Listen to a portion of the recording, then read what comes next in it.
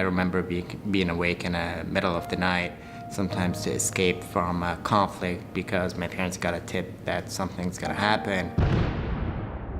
I grew up in Beirut, Lebanon, during the Civil War for the most part, being awakened by bomb sounds and having to rush into like a safe place, sort of a basement-y facility where you can hide if a blast gets too close to you.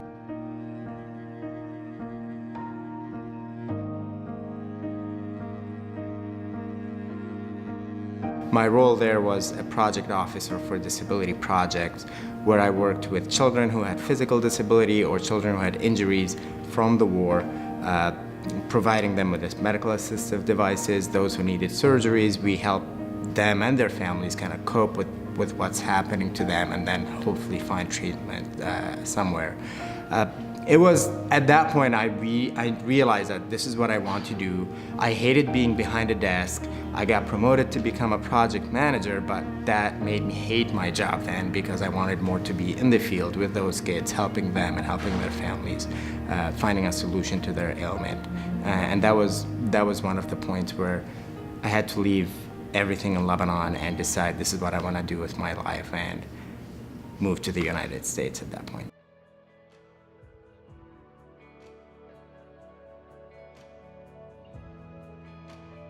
The scholarships that I received tremendously helped because without those, we really cannot meet the cost of our education. And as you know, education is becoming very expensive in the US, especially in the medical field.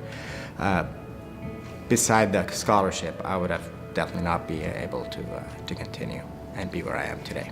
The scholarship helped me achieve a life goal in a place that I was really struggling to make ends meet every day. I'm graduating medical school. I'm going to Yale for residency in a few weeks, and without those scholarships, I would have not been able to do this. So, thank you.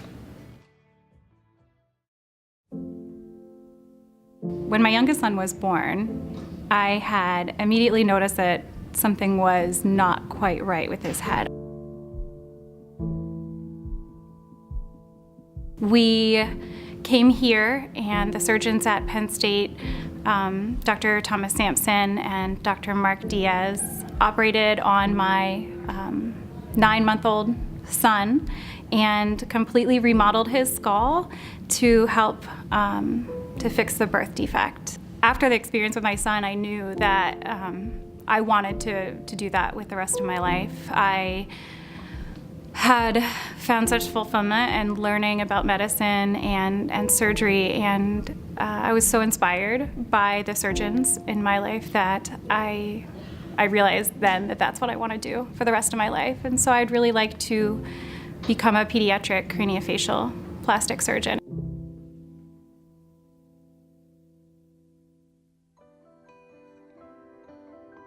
I'm determined to do this no matter what, and I would have had to take out more loans, and my family's already sacrificed quite a bit just to get me to this point, and so every little bit financially has been huge, and it's a really big deal and really means the world to me. I just want to say thank you for supporting me. Thank you for believing in the students at Penn State, and even though you've never met me, you're helping me to shape not only my future, but hopefully the future of many.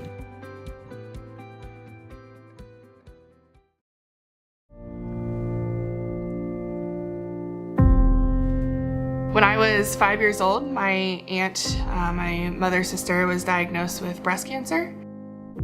Watching my aunt kind of process her diagnosis and making the decisions that she made for her own health to not undergo the traditional therapies that had been recommended at the time was really what made me interested in medicine in the first place.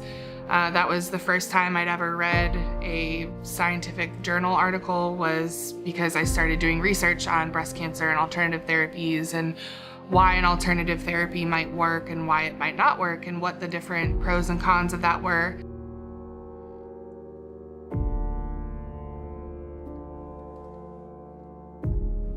It was a time where we were very close before then, but those memories are often what I think of, but not of her illness and not what she was struggling through, but how we were able to connect during that time. You know, the words that I hear in my head of her is "thank you, sweetness." I can hear that in her voice, you know, whenever I would help her with different tasks. My goal in carrying on her legacy is to be able to treat my patients with the respect to make their own choices and to have their own autonomy, that I can provide them with the information that they would need to know, but that at the end of the day, it is always their choice. Watching the way my aunt lived her life is really what inspires me every day.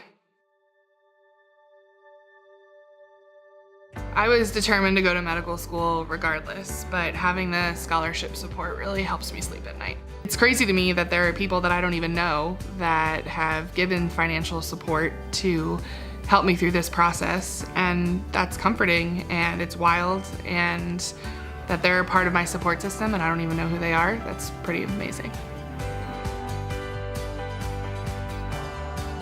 Thank you. Thank you. Thank you for your generosity.